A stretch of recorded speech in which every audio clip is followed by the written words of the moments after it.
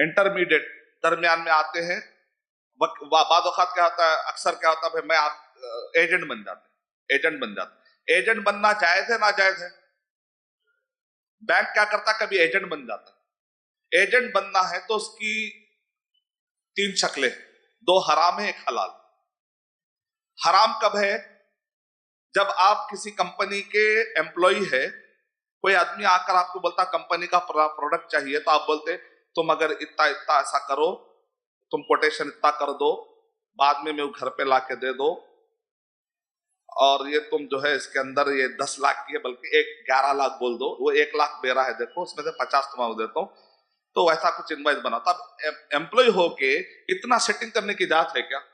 अब मैं अपने आप को एजेंट समझ रहा, मैं कंपनी को अच्छा माल दिला रहा हूं ना, भाई मेरा हक बनता, वो सब होगा। आप एम्प्लॉय है नहीं है तो आपको एम्प्लॉय क्या बोलिए, काम करो बोलिए, वो काम खाली करना है आपको, काम सर्विस का। उसके अंदर से कुछ भी पैसा अलग से बना और कंपनी को नहीं मालूम है तो जायज है क्या? तो ये जायज नहीं, ये अमानतदारी के खिलाफ है। दूसरी शक्ल क्या है? एक आदमी बोलता है भाई ये आज से तुम मेरे माल के वकील, ठीक है, जाओ मेरे हस्ते एक घर खरीद के रखो। वहां जाके वो बोलता तुम बोल देना ये असल में है कितने के लिए, 1 करोड़ का, लेकिन मैं बोलता हूं हमारे यजमान को ये है ये इतने का।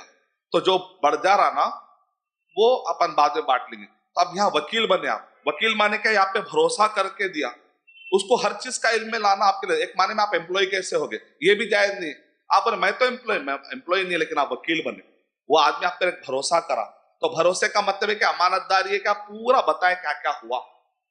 जैसा एक सहाबी को अल्लाह के नबी सल्लल्लाहु अलैहि वसल्लम बोले जाकर 1 दिरहम दिए, देके बोले बकरा खरीद के लाओ।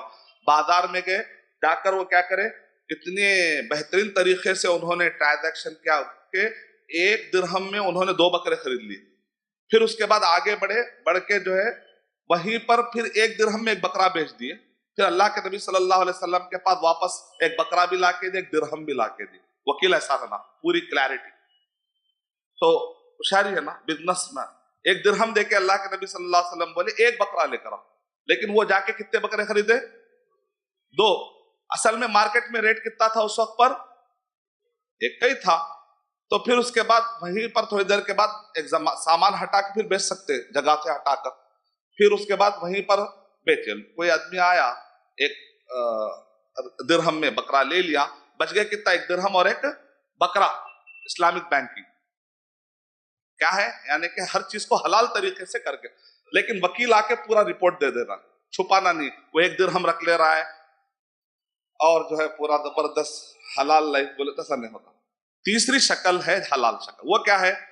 मैं आपका जिम्मेदार ना मैं कंपनी का जिम्मेदार, मैं एक अलग एजेंट हूं भाई, मैं कैसा बेच लेता हूं क्या है तुम्हारे को, तुम्हारे से मतलब है। तो उसको क्लियर हो जाता है ये आदमी पैसा बनाने वाला है, क्योंकि मेरा वकील नहीं। क्लैरिटी आ गई।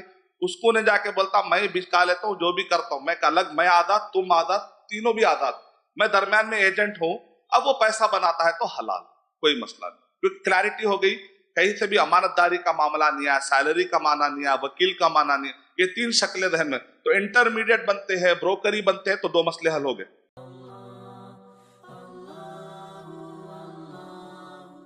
For authentic Islamic information, please log on to www.askislampedia.com.